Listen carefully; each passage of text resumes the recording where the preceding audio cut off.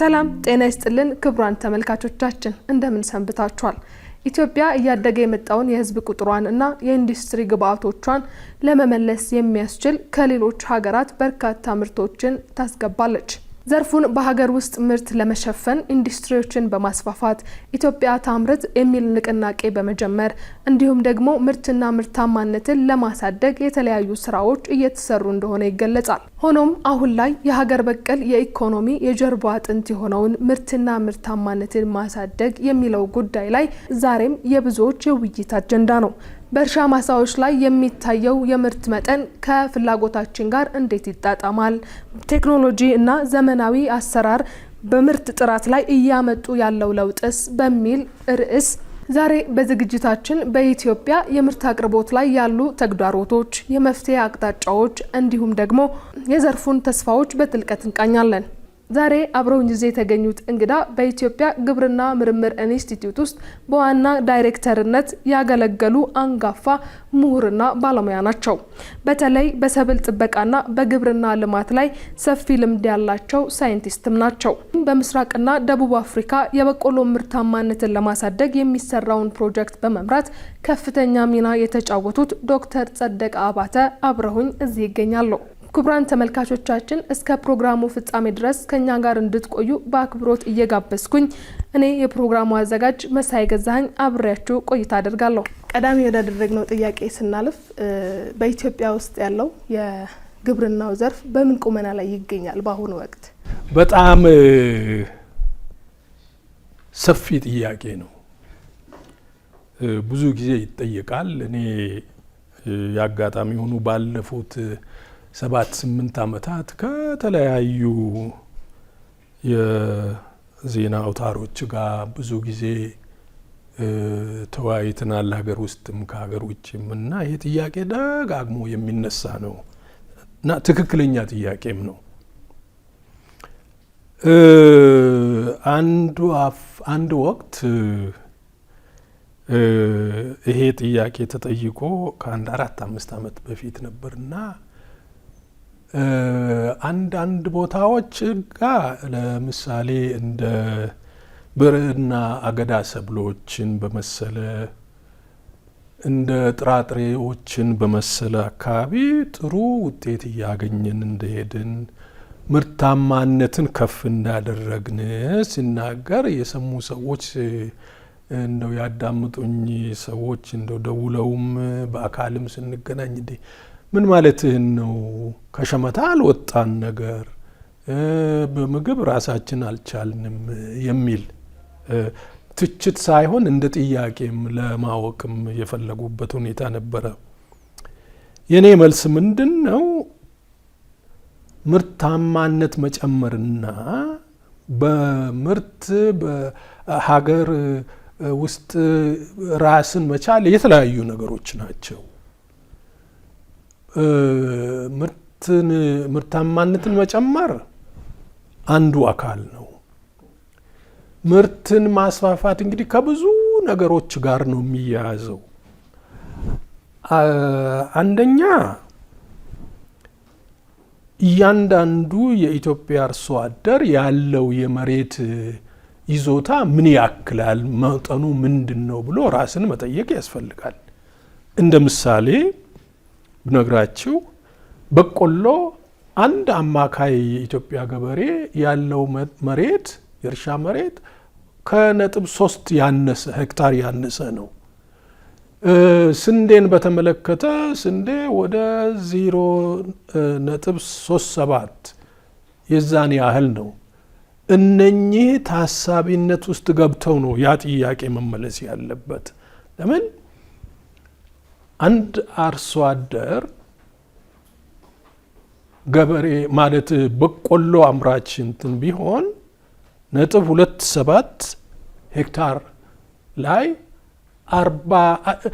60 እንበል 60 ኩንታል ያመርታል እንበል እና 60 ቢያመርት ያንን ስናሰላው 0.37 እናጠጋጋውና 0.4 እንበል ወደ 20 ምናምን ኩንታል ቢኖረው ነው ማለት ነው እንግዲህ። እና ይሄንን 20 ኩንታል ይዞ ራሱን መግቦ ለገበያ አቅርቦ ከውጭ የሚመጡትን ሸቀጦች የግብርና ሸቀጦች ተክቶ ፋብሪካን መግቦ ይችላል ወይ በዚች መሬት ብሎ ራስን መጠየቅ ያስፈልጋል ማለት ነው። እና ምንድነው ባጭሩ እንደው መሳይ ያንቺን ተመልካቾች በደንብ እንዲገባቸው እንዲረዱ እንትን የሚፈልገው መሻሻሎች አሉ ወደድንም ጠላንም። እና አሁን ያለንበት ሁኔታ ምንድነው የሚመስለው? ከ2016 እንደ ፈረንጆች አቆጣጠር ጀምሮ እስከ 2022 ድረስ 23ም ቢሆን ሸማች ነው የነበር ነው ኔት ኢምፖርተርስ ምግብ ሸቀጦች። እሱ ብቻ አይደለም የምናስገባቸው ሸቀጦች የምግብ ሸቀጦች ደግሞ ምንድነው ብለን አሉ የምናቃቸው ሰው ሁሉ በቀላሉ የሚረዳው ያው ስንዴ ነበረ። ስንዴ በመንግስት ግፊትም በምንም ብዙ እርምጃ ተሄዶበታል። ነገር ግን እንደ ምግብ ዘይት ጎበዝ ወደ 600 ሚሊዮን እናወጣለን በአመት ለምግብ ዘይት። at the same time ይቅርታ ስለ ጉራማይሌው እንትን ወደ ውጪ የምንልከው ምንድነው? ሰሊጥ። ወደ ውጪ የምንልከው ምንድነው? ኑግ። ወደ ውጪ የምንልከው ምንድነው? ተልባ፣ ጎመን ዘር። እነኚህ እንትን እየላክን ከውጪ የምንገዛውና የምናስመጣው በዛን ያህል ስፋት ምንድነው? የምግብ ዘይት ያውም ፓልም ኦይል። በነገራችን ላይ ታዋቂነቱን ምስጋናውን ማንም ይውሰድ ማንም ባለፉት 4-5 ዓመታት የዚህ የፓልም ኦይል ነገር በተለይ 2022-23ን ሳይ ትንሽ የመሻሻል ትንሽ አይደለም ደህና የመሻሻል ሁኔታ ይታያል። ነገር ግን ይሄ ሰፊ ሆኖ በስፋት መሰራት መኬድ ያለበት ጉዳይ ነው። ይሄንን ጉዳይ ሳልዘጋ ብታምኑም ባታምኑም በ2023 በአውሮፓ አቆጣጠር ለአተር ክክ ያወጣ ነው 99 ነጥብ ምናምን ሚሊዮን ዶላር ነው። 99 ከምናምን ዶላር በአንድ አመት አውጥተናል። ይሄ መቼውንም ቢሆን መሆን የሚገባው ነገር አይደለም። በኔ በኩል አተር እኮ የኛ ልጅ ነው። እዚህ እንትን ልናመርት የምንችል ልናስፋፋ የምንችል ሆነን አተርን ከጣሊያን አተርን ከአሜሪካ ክክ ማለት ነው። እንደዚህ ይሄ መሆን የሚገባው ነገር አይደለም። ነገር ግን በእነኚህ ቅድም ባልኳቸው በአዝርዕት ማን ነው በአገዳ ሰብሎች እንደዚህ ብርዕና አገዳ ሰብሎች ላይ ጥሩ በቆሎ፣ ስንዴን፣ ጤፍን በተመለከተ ጥሩ ተሄዷል። ሌሎቹ ተረሱ፣ ትኩረት አልሰጠናቸውም። ለዚህ ነው እነኛ መሄድ በደንብ እንትን ያልቻሉት። እንግዲህ ትምህርት አግኝተን አሁን ወደፊት የምንሄድበት መንገድ ጥሩ ይሆናል የሚል እምነት አለኝ። እንደው ቀደም ሲል በንግግሮት መካከል የገበሬዎች መሬት ቦታ አጠቃቀም ላይ ነው እሱን ማየት አለብን ምርትን ስናነሳ ብለዋል። አሁን ላይ የኢትዮጵያ ገበሬዎች የሚያመርቱበት የመሬት ቦታ አናሳ ነው የሚሉት ወይስ? በጣም አናሳ። ለምን? የባለሙያዎች የመንግስት መረጃ ይዤ ነው እኔ እስከማቅ ድረስ የዛሬ 2-3 ዓመት ድረስ አንድ የኢትዮጵያ አርሶ አደር ያለው በአማካይ 0.81 ሄክታር ነው። 0.81 ሄክታር 20፣ 30፣ 40፣ 50፣ 100 ያለው ሊኖር ይችላል። ግን በአማካይ ይሄንን ነው የሚመስለው። ተመልከቺ የዛሬ 50 ዓመት ከ50 ዓመታት በፊት መሬት ላራሹ ተብሎ አዋጅ ሲወጣ የመሬት የመንግስት ሆኗል ተብሎ ሲወጣ አንድ ቤተሰብ ቢያንስ 10 ሄክታር ይኖረዋል ተብሎ ነው። 10 ሄክታር እንግዲህ እኛ በህዝብ በጣም በጣም እያደግን ሄደን በህዝቡ እድገት የህዝቡን እድገት መጠን ያህል ደግሞ መሬቷ እየተሸነሸነች እዚህ ደርሰናል።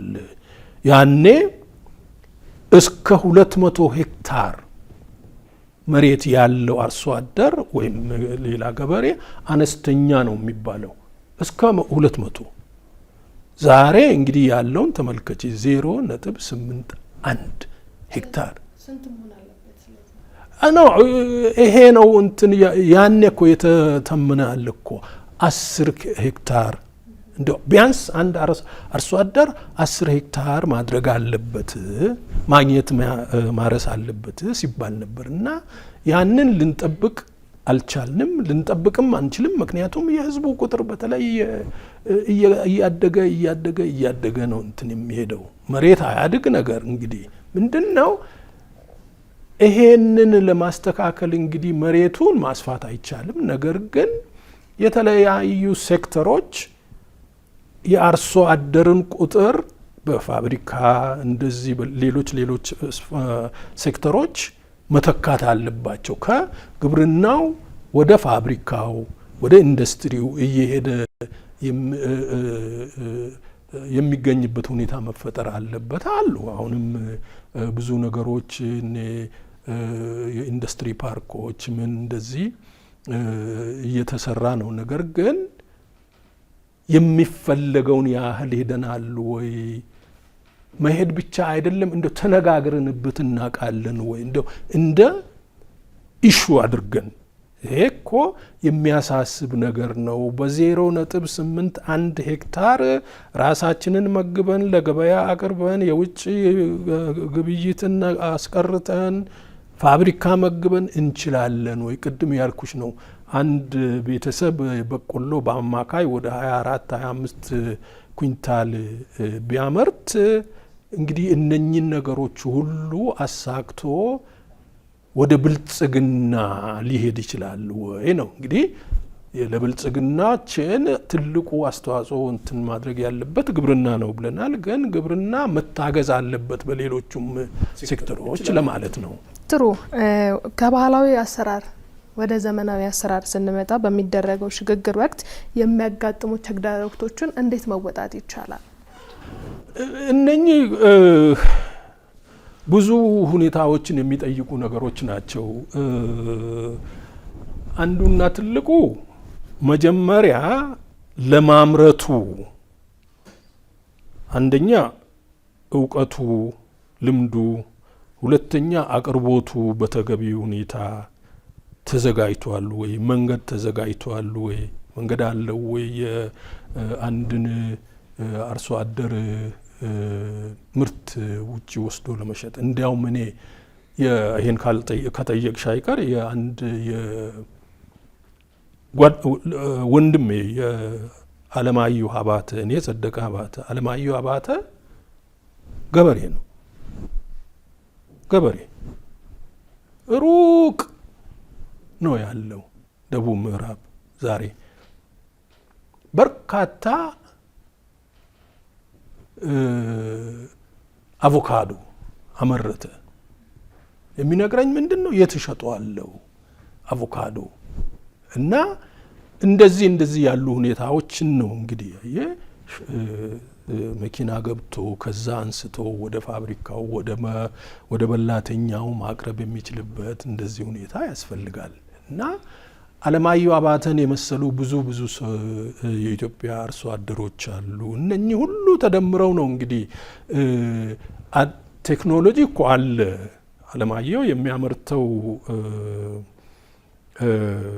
አቮካዶ በግብርና በምርምር ተመስክሮለት የወጣ ጥሩ ምርት የሚሰጥ ነገር ነው። ነገር ግን ያንን አምርተሽ መሸጥ ካልቻልሽ ችግር አለ ማለት ነው። እና እነኚህ ምንም ነገር አልተሰራም እንደዚህ ማለት አይቻልም። ብዙ ነገሮች እኔ በግሌም በኢትዮጵያ ግብርና ምርምር ውስጥ የዛሬ 20 ምናምን ዓመት በፊት የነበርን ጊዜ ምንድን ነው የምናደርግ የነበረው? እስቲ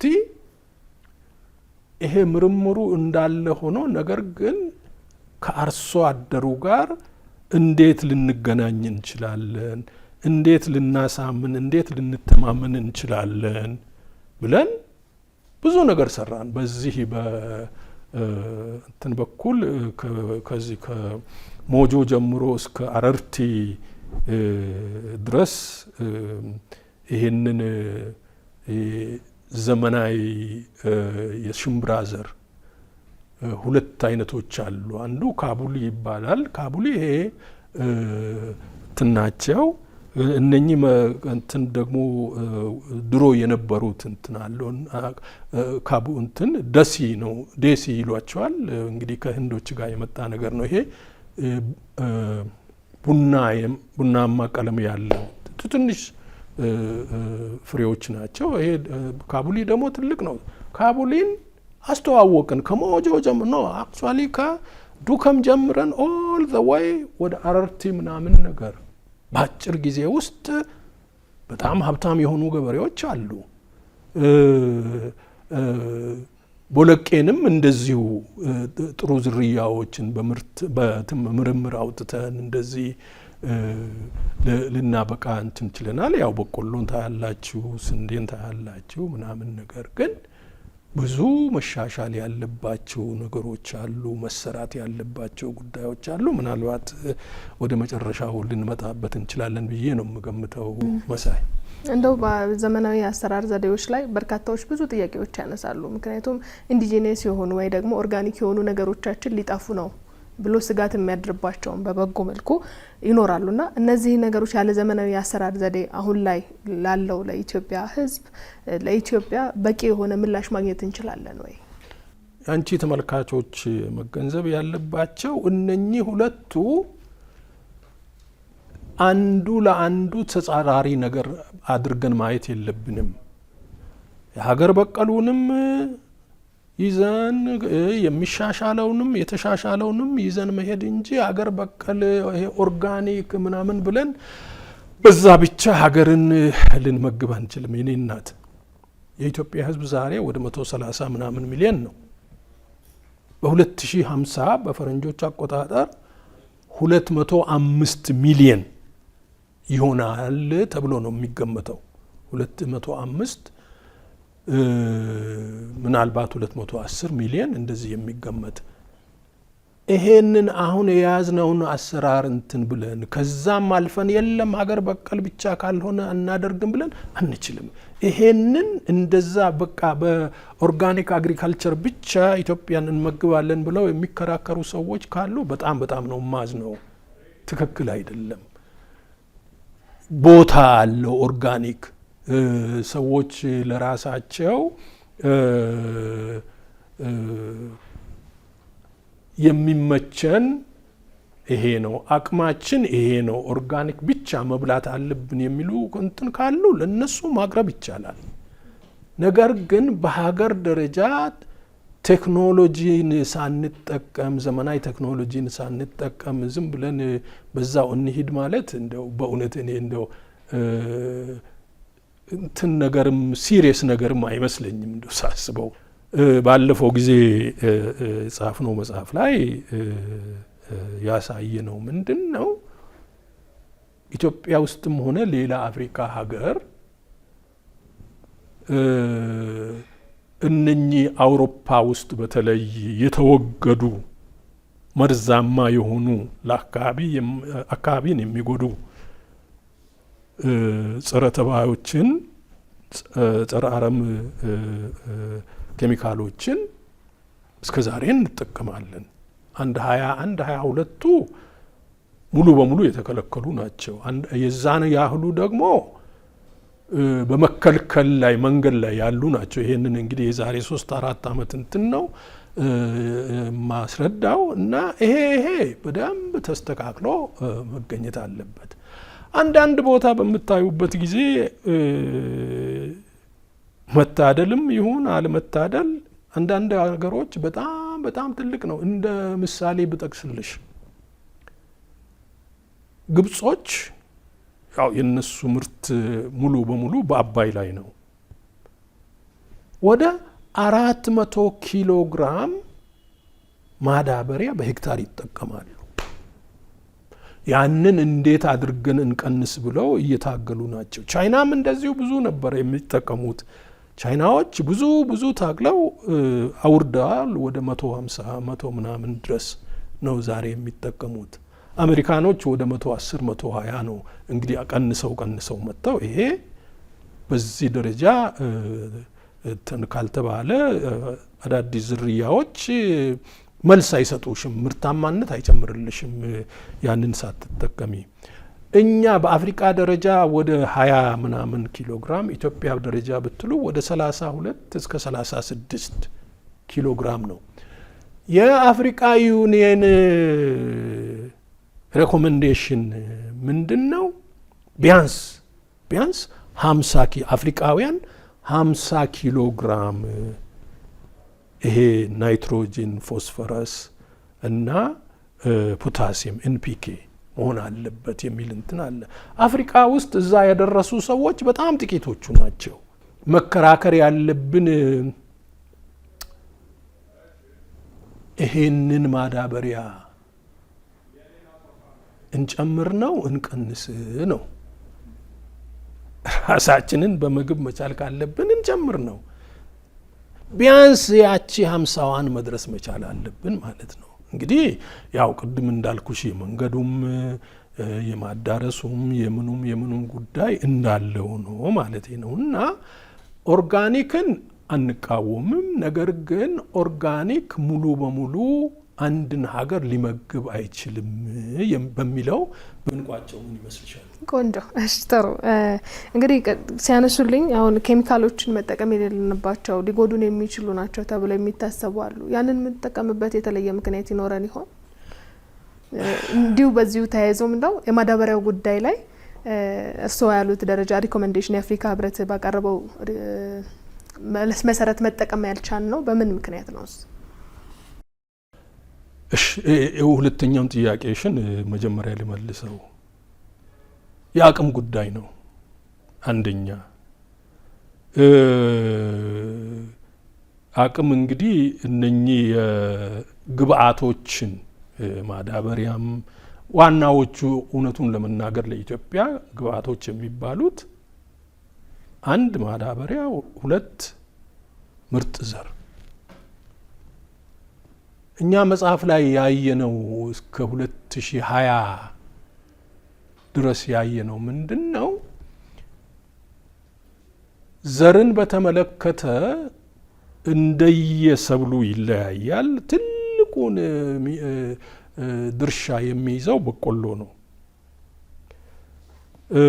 በጠቅላላው ዝርያዎችን የተሻሻሉ ዝርያዎችን ይዘን በምንሄድበት ጊዜ ከሚፈለገው ልናቀርብ የምንችለው ወደ 60 በመቶ ቢሆን ነው። የሚፈለገው 100 ቢሆን 60 በመቶ ነው ልናቀርብ የምንችለው ስናቀርብ የነበረው። አሁን ተሻሽሎ ሊሆን ይችላል ባለፉት 4-5 ዓመታት። ያዳረስ ነው ደግሞ ምን ያህል ነው? ማምረት ብቻ አይደለም፣ ልብ አድርጊ። አምርተሽ ደግሞ ማዳረስ አለብሽ። ወደ 56-57 በመቶ ነው ያዳረስ ነው። እንግዲህ በዛ መሀል ያለው ወደ 40 ምናምን በመቶ አሁንም ክፍተት አለ፣ ክፍተት ነበረ ማለት ነው። እና የአቅምም ጉዳይ ነው፣ የዓለምም ፖለቲካ የሚመለከተው ይሆናል። አሁን ያለንበት ሁኔታ ከሁሉም በላይ ጥሩ ምስክር ነው። የሆርሙዝ ሰርጥ ተዘጋ። ምናልባት ነገ ባብኤል መንደብም ይዘጋል ተብሎ ይፈራል። ስለዚህ አንገታችን ተቆረጠ ማለት ነው። በዚህ ታዳጊ ዓለም እኛም ሆን የእስያ ሀገሮች እንደዚሁ። አሁን ትልቁ ፍርሃት ምንድን ነው የሆነው መሰለሽ? አንድ ወቅት ልናጠፋ ነው ወይ? አንድ ሲዝን ክሮፒንግ ሲዝን ለምን ተዘጋ? ማዳበሪያ አያልፍም። እና ይሄ እንዲህ አይነት ዘርም ቢሆን በመጠኑ እንደዚህ ሌሎች ግብአቶች አያልፉም። እንደዚህ እንግዲህ ከዚህ እንደው ከመንገዳችን እንዳንወጣ እንጂ ይሄ የሚያመለክተው ምንድን ነው? ራስን መቻል በሀገር ምርት መመካት ምን ያህል ጠቃሚ እንደሆነ ትልቅ ትምህርት እያገኘን ነው አሁን ካለው ሁኔታ ለማለት ይቻላል። የመጀመሪያ ጥያቄሽን በተመለከተ ለምንድን ነው እነኚህን ያልተገቡ ጉዳት ሊያመጡ የሚችሉ መድኃኒቶችን የምንጠቀመው የምትየው ብዙ ምክንያቶች አሉ። አንደኛ የአቅም የእውቀት ችሎታ እንደዚህ እንግዲህ እዚህ በግብርና በኩል መርምሮ መዝግቦ ይሄ መግባት አለበት ይሄ መግባት የለበትም የሚል ቡድን እንዳለ ግልጽ ነው። ነገር ግን እንግዲህ እነሱ በየጊዜው እያሻሻሉ ትምህርትም እየጨመሩ እንደዚህ ሂደዋል ወይ ሌላ ጥያቄ ነው። በሌላ በኩል ኢትዮጵያ ብቻ ሳትሆን ጎበዝ ታዳጊው ሀገር ይሄ አውሮፓውያን ለኛ አይጠቅምም እኛን አካባቢ ይጎዳል ብሎ ያሉትን ወደ አፍሪካ ነው የላኩት። ማራገፊያ እዚህ ያም የጉዳት እንደዚህ የሆነው ከዛ በፊትም እኮ እንደዚህ ይሄንን አንበጣን ለመከላከል እንደዚህ የመጡ ግብአቶች እንደ ጸረ ተባይ አይነቶች እኮ ከአገር ተለቅሞ አልወጡም። ወደ ከግማሽ በላይ የሚሆን ምናልባት 60% የሚሆነው አልወጣም። እንዲሁ በየእንትኑ ቁጭ ብሏል ማለት ነው። አገርን ይጎዳል፣ አካባቢን ይጎዳል። እንደዚህ ሌላው እንትን ምን መሰለሽ የፖለቲካ ጫና አለ። እንግዲህ ታውቃላችሁ ቢል ጌትስ እዚህ የመጡ ጊዜ ቀጥታ የሄዱት ጠቅላይ ሚኒስትር ቢሮ ነው። ቀጥታ የሄዱት ትልቅ ባለስልጣናት ቢሮ ነው። ጠቅላላ የሄዱት አዲስ አበባ ዩኒቨርሲቲ ነው። አዲስ አበባ ዩኒቨርሲቲ የክብር ዶክተሬት ተሸልሞ ነው የላካቸው እንደዚህ እና ተጽዕኗቸው በጣም ከፍተኛ ነው። እነኚህ ለጋሾች በጣም ትልቅ ጫና አለ። ይሄ የሚያስታውሰኝ ምንድነው እንግዲህ የነኚህ እንደኛ አይነት ታዳጊ ሀገሮች በራሳቸው የሚተማመኑበት ሁኔታ ምን ይመስላል ብሎ ራስን መጠየቅ ያስፈልጋል። መንግስትና ባለሙያ ልምድ ያለው እውቀት ያለው ተገናኝቶ መነጋገር መተማመን ያ መተማመን አለ። እርግጠኛ አይደለሁም ጎበዝ። አዎ ለምን እንግዲህ ያለ መተማመኑ የመንግስት ፖሊሲ ሆኖ ነው የሚል እምነት የለኝም። ግን ያንን የሚያስፈጽሙ ሰዎች፣ ባለስልጣኖች፣ ኃላፊዎች ምን ያህሉን ኃላፊነታቸውን ተወጡ፣ ምን ያህሉን ኢትዮጵያ ውስጥ ያለውን የእውቀት ክምችት የልምድ ክምችት ምን ያህል ተጠቀሙ የሚለውን ብትጠይቅኝ በግሌ ንገረኝ ካልሽኝ ብዙ የሚቀራቸው ነገር አለ። ብዙ እነኚህ እኮ ሰዎች እነኚህ አስፈጻሚዎች እኮ አሳደው ፈልገው ነው እውቀትን ልምድን ማምጣት ያለባቸው። አሁን ያለው ይቅር በለኝ የዛ ተቃራኒ ነው። አሁን ያለው ሁኔታ በራሴ የማየው ነገር ነው። እኔ ስለ ራሴ ብዙ ባወራ እንደው ሀሜት ምናምን ስለሚመስል እንደው በጣም ዝቅ ይልብኛልና እንደው ይሄ ነው ያለው ሁኔታ። ብዙ መሻሻል ያለባቸው ጉዳዮች እነኚህ ናቸው ነው ምልሽ። በዚህ ደረጃ በቀጣይ ጥያቄዎች ስለምመጣ እሱን ያዝ ላድርገውና ትምህርትና ስልጠና ከምርት ጥራት እና ምርታማነት መጨመር ጋር ያላቸው ቀጥተኛ ዝምድና ምንድን ነው? በጣም እንደው ባጭሩ በጣም ከፍተኛ ነው። ያላወቀ እኮ ቴክኖሎጂን ሊጠቀም አይችልም። ያልተማረ ዝም ብሎ አይተሽ ይሄንን መሳሪያ ተጠቀም ብለሽ ዝም ብለሽ ወርውረሽ የምትሄጂበት አይደለም። ልምዱ በጣም የሚያስፈልግ ነገር ነው። በብዙ መልኩ ያየነው ነው።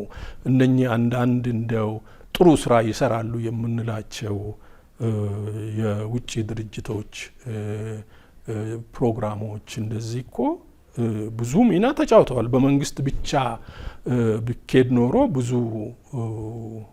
አሁን ያለንበትንም ሁኔታ ለመድረስ የማይቻልበት ሁኔታ ነበር። እንደ ምሳሌ ብነግርሽ አንድ ድርጅት ሳሳካዋ 2000 የሚባለው ሳሳካዋ አፍሪካ አሶሲዬሽን የሚባል ድርጅት እንግዲህ ይሄ ማዳበሪያን በተለይ ለነኚህ ለታወቁ ሰብሎች ጤፍ፣ በቆሎን፣ ስንዴን በተመለከተ ብዙ አዳርሷል። የበቆሎ ቴክኖሎጂ ሀገር ውስጥ እንዲስፋፋ በእውነት ትልቅ ሚና ተጫውቷል። አዎ ይሄ ትልቅ ትምህርት ነው። መሳሪያ አስገብተዋል።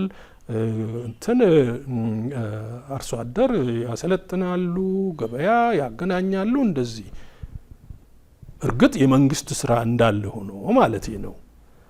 አሁን በቅርብ ጊዜ ደግሞ የማየው አንድ ኢሲፔ የሚባል ድርጅት እኔ ማንንም ደጋፊም ተቃዋሚም አይደለሁም፣ ግን አንዳንድ በጣም ቀልብ የሚስቡ ስራዎች አሉ።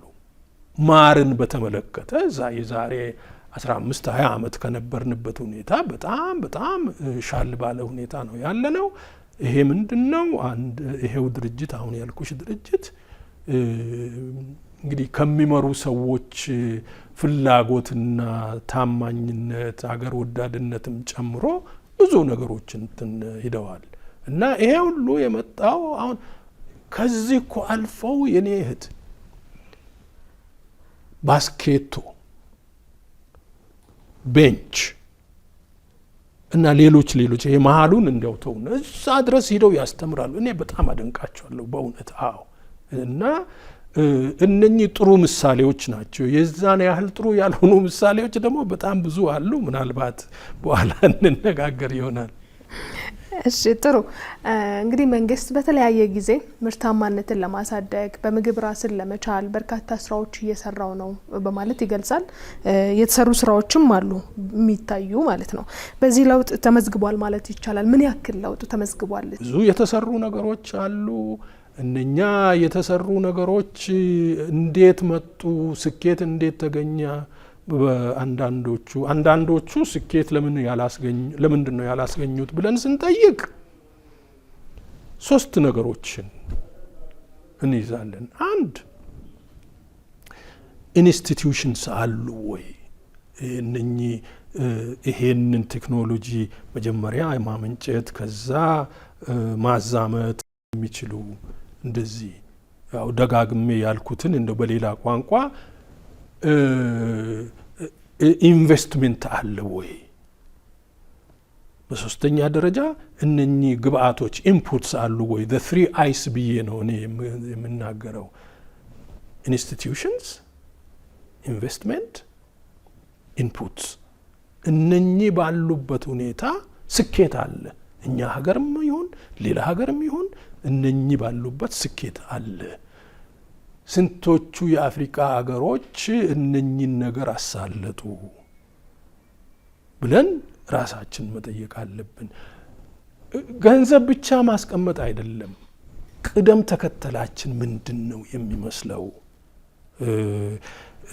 ብለን ራሳችን ስንጠይቅ ደጋግሜ እንዳልኩሽ አሁን ስንዴ፣ ጤፍ፣ በቆሎ ብዙ ሂደናል። ለምን? በቃ ያለ የሌለ ነገር እዛ እንትና ላይ ነው ያስቀምጥ ነው ኢንቨስት ያደረግ ነው። 78% የኢትዮጵያ ማዳበሪያ የአፈር ማዳበሪያ ለእነኚህ ለሶስቱ ሰብሎች ብቻ ነው የሚውለው። 78% ለእነኚህ ነው የሚውለው። ሌሎቹ ተረሱ። ሀገር በቀል ነገሮች አሁን እንደው ነገር ያነሳዋልና ቁጭ ብለን ባለፉት 15-20 ዓመታት የኢትዮጵያ ሕዝብ የሚመገበው ምግብ ከየት የመጣ ነው ከነኚህ ሰብሎች ጋር ብላችሁ ብታወዳድሩ የጤፍ ዝቅ እያለ ሄዷል። የበቆሎ የስራ ስሮች ከፍ እያለ ሄዷል። ለምን? አቅሙ አይችልም። አንድ መካከለኛ ገቢ ያለው ሰው ዛሬ ጤፍ ገዝቶ ሊበላ የሚችለው ስንቱ እንደሆነ አላቅም እኔ። የሚያገኝ በቆሎውን መንገድ ላይ ተጠብሶ ያችን ሙሉ በልቶ የሚያድር እንትን አለ። እንሰትን ብታዩ ብዙ አልሰራንበትም። ያንን የሚያክል ዛሬ ወደ 39 ሚሊዮን 40 ሚሊዮን ህዝብ የሚመግብ ሰብል ሆኖ ሳለ አሁን እስከ ቅርብ ጊዜ ሁላችንም እየጮህን ባካችሁ እንደዚህ አይሆንም ብለን አሁን ሀገራዊ እንትን ምርምር እንትን ተብሏል። ግን ገና ብዙ መስራት ያለብን ጉዳዮች በጣም ብዙ ጉዳዮች አሉ። ሌሎች ስሮች እንደነ ስኳር ድንች እንደነ ጎደር ያሉ ረስተናቸዋል። ነገር ግን ለመካከለኛ ገቢ ላለው ለኢትዮጵያ ህዝብ በጣም በጣም የሚጠቅሙ እነኚህ እንትኖች ናቸውና ራሳችንን እንደገና ቁጭ ብለን መወያየትና መስማማት በዚህ ነው የኛ ቅደም ተከተል ስላልኩሽ ነው። ቅደም ተከተላችን ይሄንን ይመስላል። ቅደም ተከተል ለነኛ እንስት በምንልበት ጊዜ አሁን ያሉትን እንርሳ ማለታችን አይደለም። ሌሎቹንም አንርሳ። ምክንያቱም በአንድ ምግብ ሰብል ብቻ አይደለም ሀገርን በምግብ ምትዩ። ምክንያቱም ህዝብ አንድ ነገር ብቻ አይደለም የሚበላው። ትክክል። አማራጭ አመጋገብ ስርዓት የሚያስፈልገናል። አማራጭ በጣም በጣም የሚያስፈልገን ነው። ብዙ ነገሮች የሚባሉ አሉ ነው። አሁን ሌላ መጽሐፍ እየጨረስን እንዲያውም ባለፈው 2 ሳምንት ውስጥ ማስረከብ ነበረብኝ፣ ግን ስራ ስለተደራረበብኝ 1-2 ወር ጭማሪ ስጡኝ ብያቸው እንትን እያልን ያለው ነገር አለ እና እዛ ላይ በምታይበት ጊዜ በጣም በጣም ቁጭት ውስጥ የሚከቱሽ ነገሮች አሉ። እዚሁ ቁጭ ብለው ያሉንን ሀብቶች በስነ ስርዓት እንደ ሙሉ በሙሉ እየተጠቀምንባቸው ነው ወይ ብለሽ ራስሽን ትጠይቂያለሽ። ሌላውን ቡና ጋር ሂጂ። አሁን ቡና ባለፉት 2-3 ዓመታት ከቢሊየን በላይ ገቢ ተገኝቷል ነው የፋኦም ዳታ የሚያሳየው ይሄንን ነው። እሱ ጥሩ ነገር ሆኖ ሳለ ቡና እኛ 99.17 በመቶ አውቄ ነው ያችን 1.17 የሚለው እንደው ለምን ያህል እንትን ማጋነኔ ሳይሆን ምን ያህል ይሄ ቫሊው አዲሽን የሚባል ነገር እሴት ጨምሮ ወደ ውጭ የመላክ እንትን ሁኔታ በምታይበት ጊዜ 99.17 በመቶ ቡና ጥሬውን ነው የምንልከው። ነገር ግን ቡና ውጭ የሚነግዱ አካላትን በምታዩበት ጊዜ ጥሬ ብቻ አይደለም። ቡና ኤክስትራክት የሚባል ነገር አለ። ዲካፍኔትድ የተቆላና ካፊን የተነሳለት እንትን አለ እና ቢያንስ 4-5 አይነት አለ። እኛ ከ5ቱ በቃ ያለችን ይዘን አጥበን ምን ብለን ዝም ብሎ መላክ ነው። ተመልከች። ጀርመኖች አንዲት እግር ቡና አያበቅሉም። ዛሬ በዓለም ላይ 4ኛ የቡና ላኪዎች ጀርመኖች ናቸው። ከየት ወስደው? ከኛ፣ ከሌላ አፍሪካ፣ ከሌላ ደቡብ አሜሪካ፣ ከሌላ እስያ ወስደው ነው። እሴት ጨምረው በስንት እጥፍ እና እንዲያውም ቡናን በተመለከተ እዚህ እስቲ ከአንድ ድርጅት ጋር አሁን እየተነጋገርን ባለንበት ሁኔታ እየተወያየው ነው። እኛ ሀገር በተፈጥሮ በካፊን አናሳ የሆኑ ዝርያዎች አሉ።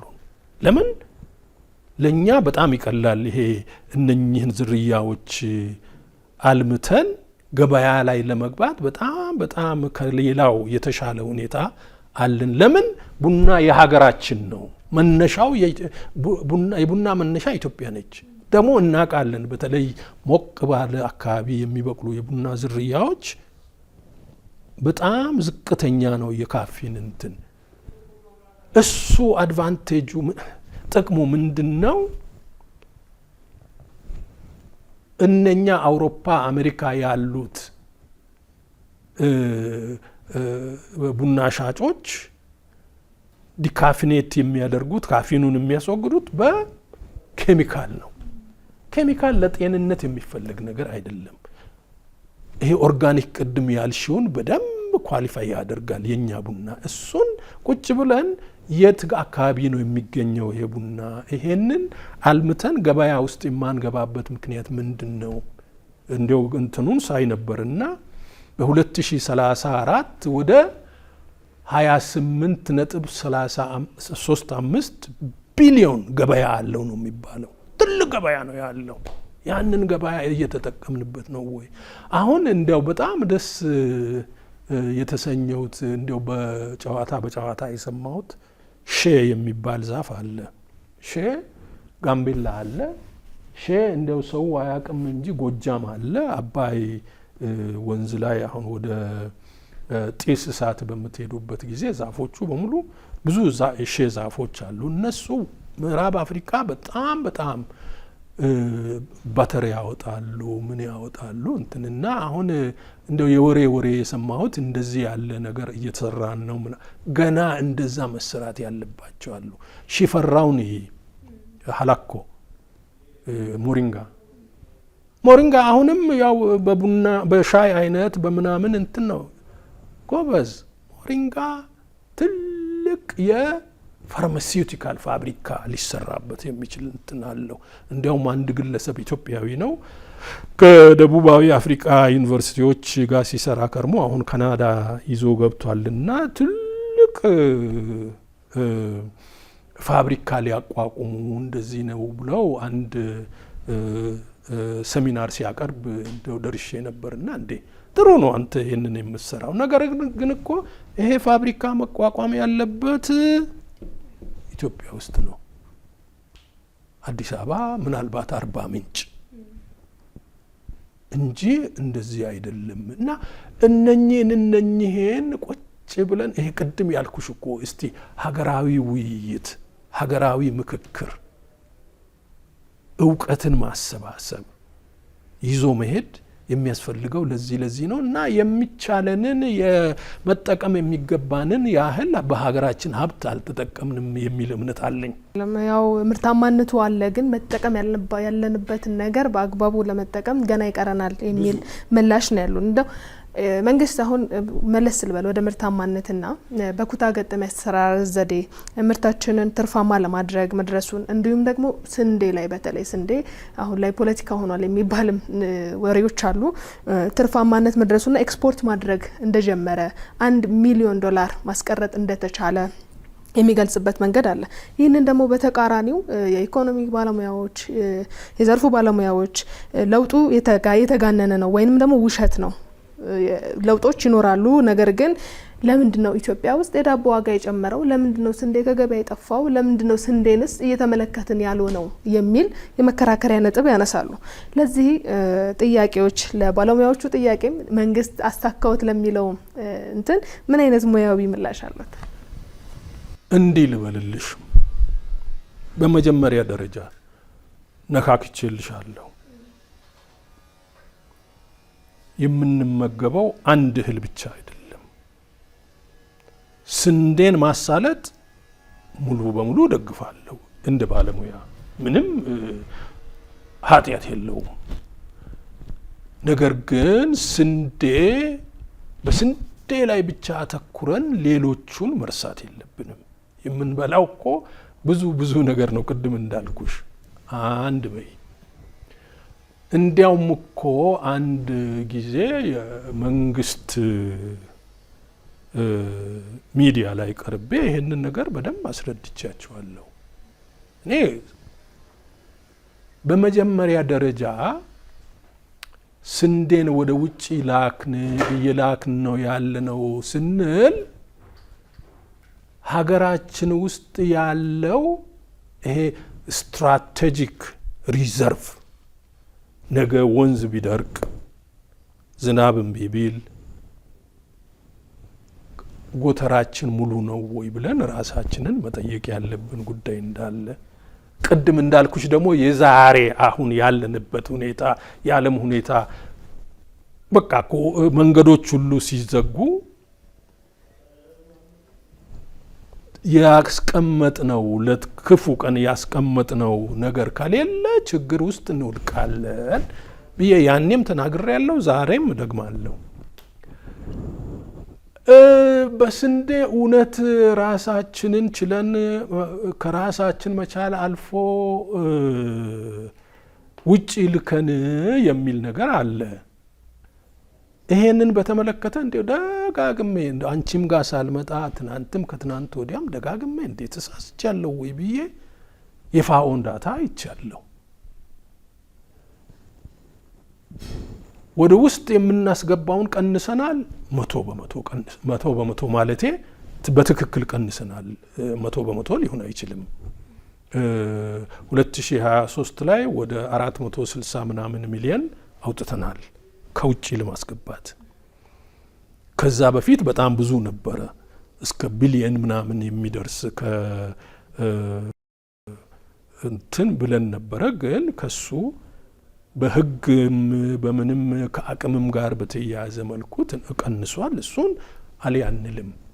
ነገር ግን ብዙ ተከራካሪዎች ሲሉ የማልሰማውና መሰማት ያለበት ጉዳይ ምን መሰለሽ? የስንዴ አይነት ሁለት ናቸው። ሁለት አይነቶች አሉ። አንዱ ለዳቦ የሚሆን አንዱ ለመካሮኒ የሚሆን ነው። ዱረም ይባላል ለመካሮኒ የሚሆን። ዱረም ደግሞ የኢትዮጵያ ስንዴ ነው። ትውልዱ ኢትዮጵያ ነው ዱረም። በ1990ዎቹ ዱረም ወደ 60% የኢትዮጵያ አርሶ አደር የሚያበቅለው የሚያመርተው ዱረምን ነበረ። ዛሬ ዱረም ምናልባት 5% ቢሆን ነው። ዛሬ ከውጭ የምናስገባው ትልቁ የስንዴ ወጪያችን የዱረም መሆን አለበት ብዬ ነው። መካሮኒ መስራት አለብሻ። ምክንያቱም እዚህ ከተማ ውስጥ አሉ እንትኖች ፋብሪካዎች። ሀገር ውስጥ ያለውን ቀስ በቀስ ረሳ ነው። በዚህ በዳቦ ስንዴ ብቻ እንትን ያደረግ ነው። እና እነኚህ አየሽ፣ እንደው እኔ ምንድን ነው የምለው መሰለሽ፣ ሰምና ወርቁ ይገባናሉ። የልማት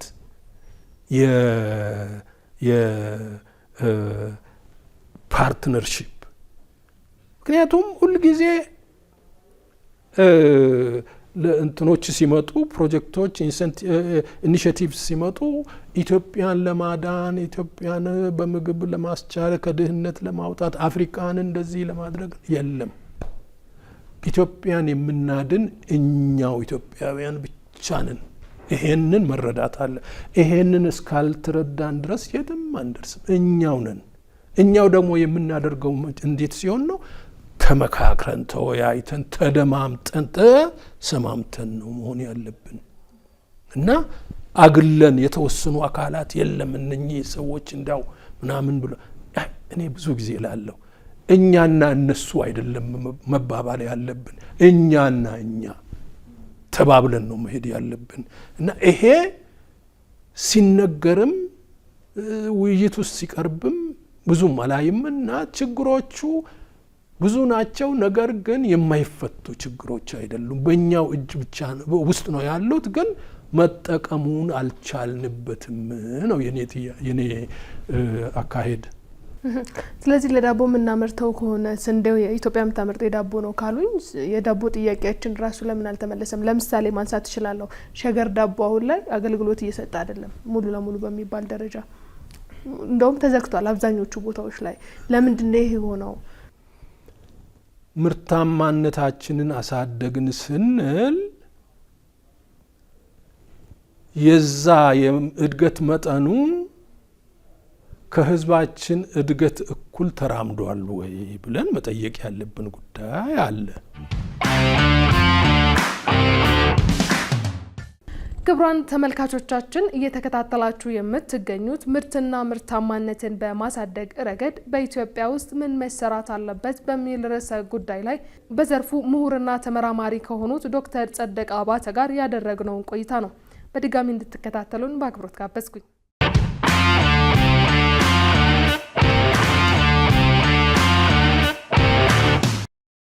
ይህ ዘርፍ ለሀገር ኢኮኖሚያዊ እድገት የጀርባ አጥንት ከፍተኛ ሚና የሚጫወት በመሆኑ ለቦታው በሚመጥኑ ባለሙያዎች፣ አመራሮች እየተመራ ነው ተብሎ ይታመናል። ካልሆነስ ደግሞ መንግስት ይህንን በምን መልኩ ይፈትሽ? እነገሌ እዚህ ላይ ተሾሙ፣ እነገሌ ይሄንን ድርጅት እየመሩ ነው የሚለው ጋር ብገባ ትንሽ ይሆንብኛል። እስቲ በሀገር ደረጃ እኔ ለኔ መንግስት ዓይንና ጆሮ በየልማት ዘርፎቹ ላይ መሆን አለበት። እርግጥ ባለሙያዎችን ጠይቆ እንደዚህ መረዳት እንደዚህ ነገር ነው። ከዛም አልፎ መሄድ አለበት መንግስት። እኚህ የማስቀምጣቸው ሰዎች ያሻግሩኛል ወይ? የአገርን ልማት ያሻግራሉ ወይ? በተገቢው እየተገመገሙ ነው ወይ ብሎ መጠየቅ የሚያስፈልግ እንትን ይመስለኛል። ለምን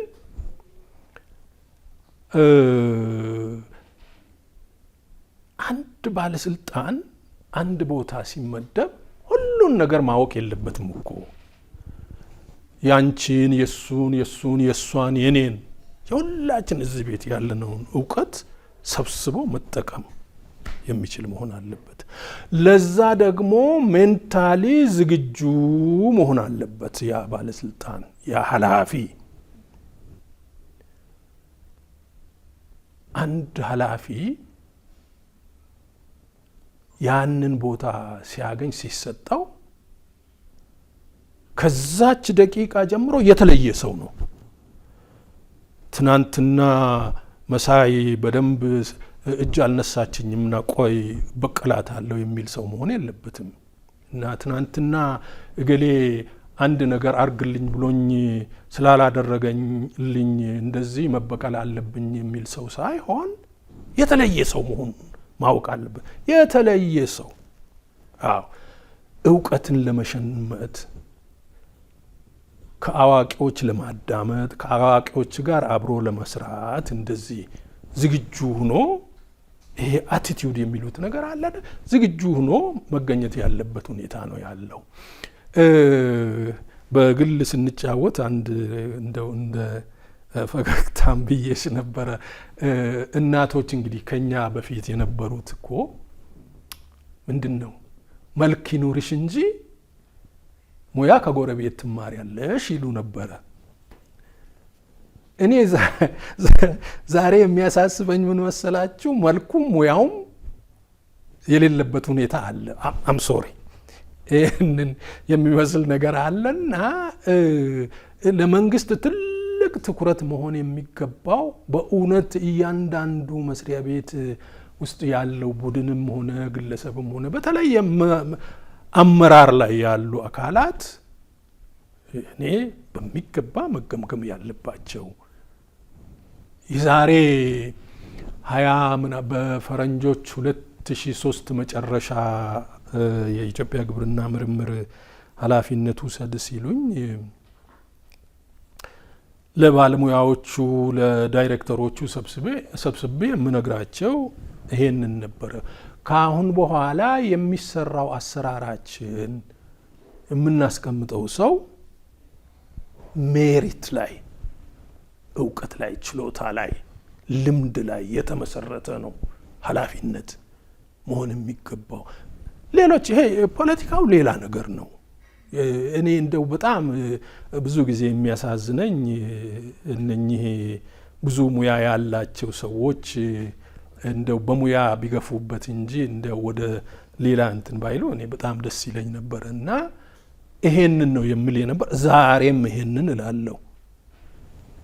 ለቦታው የሚመጥኑ ናቸው ወይ ተብሎ ሲጠየቅ በልምዳቸው፣ በእውቀታቸው፣ በሰው አክብሮት ያላቸው ሰዎች ናቸው ወይ?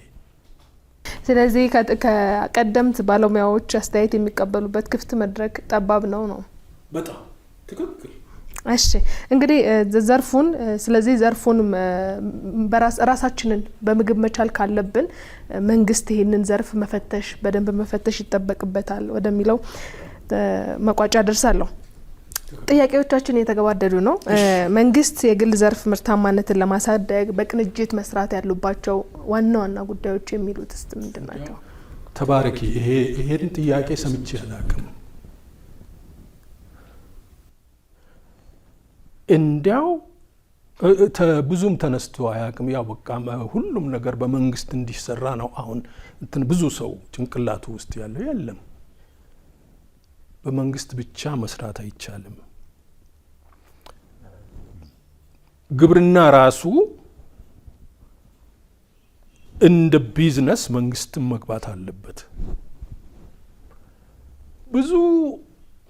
ብዙ አልልም፣ የተወሰኑ ግለሰቦች ይሄ እርሻ ለመጀመር እንደዚህ ሲሉ ሳማክራቸው የነበሩ አካላት አሉ። ብዙ ናቸው ባልልም የተወሰኑም ቢሆኑ አሉ። እነሱ ጋር በመስራቴ በነገራችን ላይ በነፃ ነው የማገለግለው። እነሱ ጋር በመስራቴ ብዙ የተማርኳቸው ስለ ኢትዮጵያ ግብርና ልማት ነገሮች አሉ።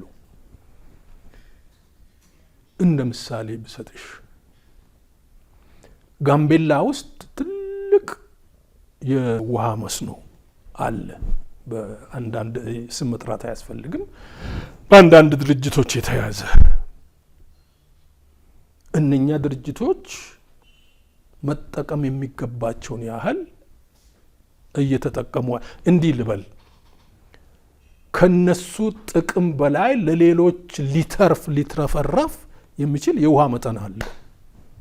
አንድ ግለሰብ ወደ 1200 ሄክታር አለም አለው ብሎ እንዲያውም ማልማት ጀምሮ 30-40 ሄክታር አሁን ይሄንን ለማስፋፋት እንፈልጋለን። ነገር ግን ይሄ ውሃ አለ፣ ያንን ውሃ በእኛ መካከል በእኛ እርሻ መሀል ስለሚያልፍ መጠቀም መቻል አለብን ብሎ ሲል ይሄ እኮ በመንግስት ነው የሚፈቀደው ተባለ።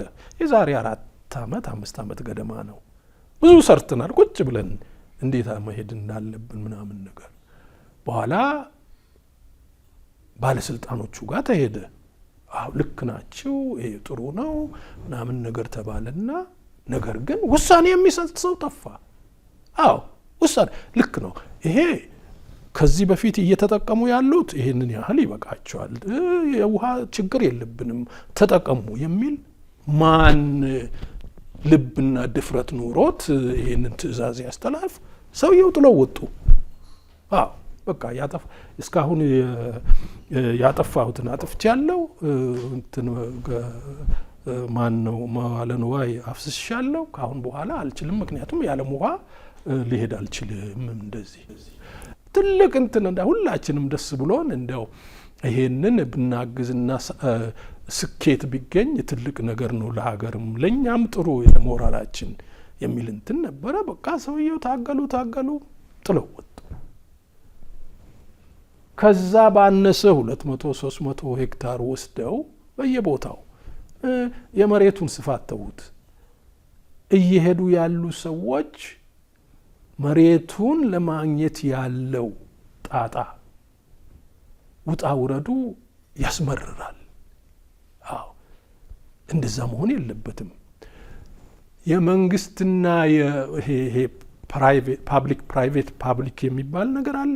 ቢሆን ኖሮ ምናልባት እነኛ ችግሮችን ሊቀርፍ ስለሚችል ይሄ ስታስበውበት ያውቃል ወይ? እነኚህን የሚያቀላጥፍ ስርዓት እንዲኖር እንደዚህ እንገባለን ለሚሉ ገብተው ደግሞ ዝም ብሎ በመሬቱን ይዘው መቀመጥ አይደለም።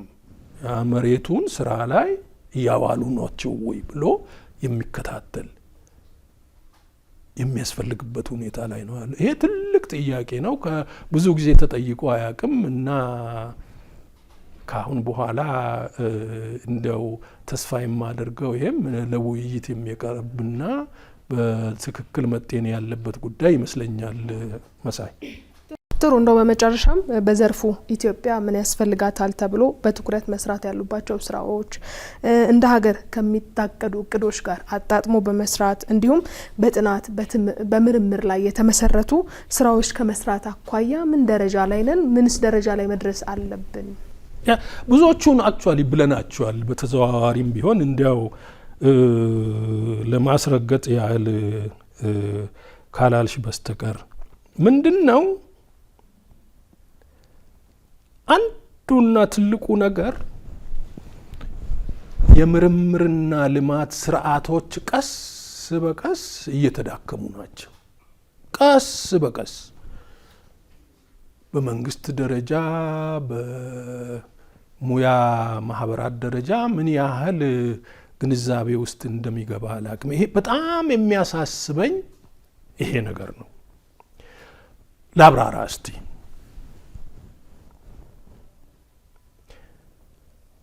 እስከ 2000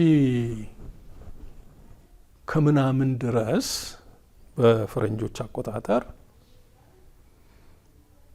አንዱና ትልቁ መሆንም የሚገባው የኢትዮጵያ ግብርና ምርምር ኢንስቲትዩት እኔ ያደግኩበት እና ያገለገልኩት መስሪያ ቤት ብዙ ነገር ቅድም የምልሽን ነገሮች በሙሉ እርግጥ የዩኒቨርሲቲ አካላት ወደ 10% ተመራማሪ ያኔ በነበረው አሁን ከፍ ብሎ ሊሆን ይችላል እና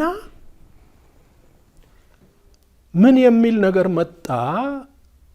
የዓለም ባንክ ገንዘብ ላበድራችሁ ነውና ራሳችሁን አስተካክሉ። ምን ማለት ነው ራሳችሁን ማስተካከል ስንል? አይ ምርምሮች ወደየ ክልሉ መሄድ አለባቸው ምናምን።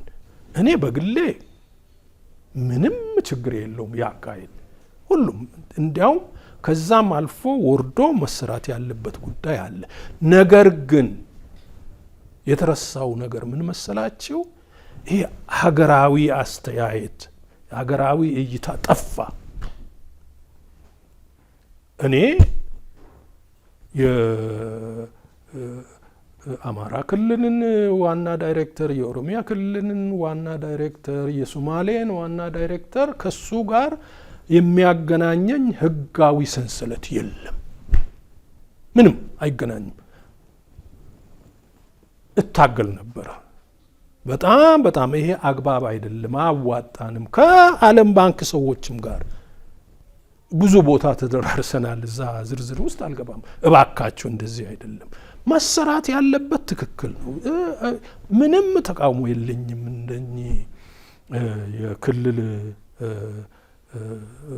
ድርጅቶች እንትን ቢሉ። ነገር ግን የሚያስተሳስረን ህጋዊ መንገድ በግሌ እኮ እየሰራው ነው ከነሱ ጋር ያ ሳይሆን ቀረ። እኔ አሜን እንደ ጨዋታም ነው። እኔ ከስልጣን ስነሳ ያለም ራሳቸው በኋላ እንደ ጨዋታም የነገሩኝ ነው። ፈሽታ ጠጣን አሉ ጸደቀ ተነሳልን ብለን።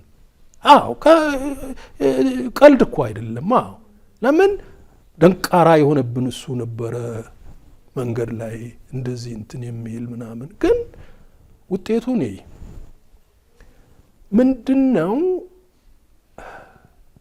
ስርዓቶች ሲለወጡ አዳዲስ ስርዓቶች ሲከፈቱ ጥናት ላይ የተመሰረቱ መሆን አለባቸው።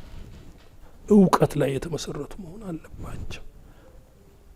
የነኚህ የክልል ምርምር ማዕከላት አንድ ምሳሌ ሆኖ ሳለ ከሱ ጋር ተመሳሳይ የሆነ የኢትዮጵያ የአፈር ምርምር ላቦራቶሪ የሚባል እዚህ ቅርብ እንትን ከዚህ በጣም አይርቅም ከግሪክ ትምህርት ቤት ጎን የነበረ ትልቅ በቃ ድሮ ሲጀመር የግብርና ሚኒስቴር ስር ነበር የሚተዳደረውና በኋላ ሲቆይ ይሄ እኮ ምርምር ነውና ወደ ምርምር ይመለስ ተባለ። ጥሩ ወደ ምርምር ሲመለስ እዛ ያሉ ተመራማሪዎች እውነቱን ለመናገር በጣም ደስ ብሏቸው ውጪ ሄደው ሊማሩ የሚችሉበት ሁኔታ እንደ ማንኛውም ተመራማሪ በሁሉም ብዙ ነገሮች ሊሳተፉ የሚችሉበት ሁኔታ ተፈጥሮ ደስ ብሎት ነበር። አንድ ጊዜ ጠቅላይ ሚኒስትር ቢሮ ጠራለሁ እና ክቡር ጠቅላይ ሚኒስትሩ ነበሩ። በዛን ጊዜ የዛሬ 19-20 ዓመት በፊት እንደዚህ ይሄ መስሪያ ቤት ወደ ግብርና እንዲመለስ ተወስኗል፣ ይሄን የሚቃወም አለ ይላሉ። አይ ቁጭ ብዬ እኔ ኋላ ነው እንግዲህ ከፊት ሚኒስትሮች እንደዚህ ምናምን ነገር ነበሩና እንትን ብዬ እጅ አውጥቼ አይ እኔ መቃወም ሳይሆን እነኚህ እኮ መጀመሪያ ምክንያቱ ምን እንደሆነ ያልሰራነው ነገር ምን እንደሆነ አልተነገረንም። ማሻሻል የሚገባን ነገር ምን እንደሆነ አልተነገረንም። ነገር ግን እንዲሁ ዝም ብሎ ሲሄድ ትንሽ እንደው ከአሰራሩም ከሎጂኩም ከምኑም ጥሩ አይደለም ብዬ ተቆጥቶኝ እንግዲህ ኃላፊነት ሲሰጥሽ ያም እንዳለ ቁጣም ምናልባት ዱላም ሊኖር እንደሚችል አውቀሽ ነው እዛ የምትገቢው ነው የምልሽ። ከዚሁ ጋር ተያይዞም ደግሞ በመጨረሻ ማስተላለፍ የሚፈልጉት መልእክት ካለ እድል ስጦትና። እሺ አዎ እንደው አጭር አረጋለሁ። ምን መሰለሽ እንዲያው ለመድገም ራሴን የምፈልገው ምንድነው ስርዓቱ እየተጎዳ ሄደ። ትንሽ ፕሮጀክቶች ናቸው አሁን ሀገርን እየመሩ ያሉት። ቁጥራቸው በጣም ብዙ ነው። እኔ ለምን ፕሮጀክቶች መጡ አልመጡም ወይም መጡ እንትን የሚል እንትን የለብኝም። ነገር ግን መፍትሄው ትንሽ ችግሮች አይደሉም። ምን መሰለሽ የሚደረገው አንድን ሀገር ልማት ሲታቀድ ታቅጃለሽ፣ የቤት ስራሽን ትሰሪያለሽ። የምፈልገው 1 2 3 ይሄ ነው። የሚሄድበት መንገድ 1 2 3 ይሄ ነው። ያለኝ አቅም 1 2 3 አቅሙ ካለኝ እኔ እንደ ሀገር ማለት ነው። አቅሙ ካለኝ እኔ እንደ ሀገር እሰራለሁ። አቅም ከሌለኝ ይሄ ቴክኒካል አሲስታንስ የሚባል ነገር አለ ከውጪ ድርጅቶችን መንግስታትን እንዲህ ያለ እንትን አለና በዚህ ልትተባበሩኝ ትችላላችሁ ወይ ቁሳዊ እገዛ ይሆናል ወይ ቴክኒክ ሰው ምደባ ይሆናል። እሱ ግን ለተወሰነ ጊዜ እሱ ግን እዛ እነሱ ላይ ዲፔንደንሲ የሚፈጥር እነሱ ላይ መመካትን የሚፈጥር ሳይሆን አቅምን የሚገነባ የሚያስችል ምንድነው ይሄ ባርጌኒንግ ፓወር የሚባል ነገር አለ። ምንድነው አፍሪካ ውስጥ አሁን ትልቁ የሌለው ነገር ባርጌኒንግ ፓወር የለንም። ለምን እስካሁን ምን ማለት ነው ቃሉ በአማርኛ እንግዲህ የመወያየት አቅምሽ በጣም ደካማ ነው። የመከራከር አቅምሽ በጣም ደካማ ነው ማለት ነው። ለምን አላዘጋጁሽም? ለአፍሪካ የሚያስፈልግ ይሄ ነው፣ ለኢትዮጵያ የሚያስፈልግ ይሄ ነው ብሎ የተነገረንን እንጂ እኛ የሚያስፈልገን ቅድም ያልኩሽ እኮ ሆምወርካችንን ሰርተን የሚያስፈልገኝ ይሄ ነው፣ የምወጣው እንደዚህ ነው፣ ያለኝ አቅም ይሄ ነው፣ አቅም ከሌለኝ በአቅም ትገነባልኛል ለተወሰነ ጊዜ፣ ከዛ በኋላ ራሴን ችዬ እሄዳለሁ። ያ ነገር አልተፈጠረም። የመጨረሻ እንዲያው ሁለት ነገሮች ሁለት አካላትን አንድ እነኚህ ባለሙያ የሆኑ ሰዎችን ልምድ ያላቸውን ሰዎች እንደዚህ እንደው እባካችሁ ለራሳችሁ ታማኝ ሁኑ እላችኋለሁ። ወጣቱን ትውልድ ስህተት መስራትን እንዳትፈሩ። ስህተት ከፈራችሁ አትማሩም። አይበቃሽም? በጣም አድርጌ አመሰግናለሁ። ክቡራን ተመልካቾቻችን በኢትዮጵያ ምርትና ምርታማነትን ለማሳደግ ይበጃሉ ያልናቸውን የመፍትሄ ሀሳቦች ያመላከትንበት የቆይታ ጊዜ ይህንን ይመስል ነበር። አብረውኝ እዚህ ተገኝተው የሙያዊ አስተያየታቸውን ሲለግሱ ለነበሩ ምሁርና ተመራማሪ ዶክተር ጸደቀ አባተ እጅግ አድርጌ ምስጋናዬን ያቀረብኩኝ በፕሮግራም ክፍላችን ስም በሌላ መሰናዶዎች በቀጣይ እስክንገናኝ ቸር እንድትቆዩ እየተመኘሁኝ እኔ መሳይ ገዛኸኝ ነበርኩኝ። ሰናይ ጊዜን ተመኘው።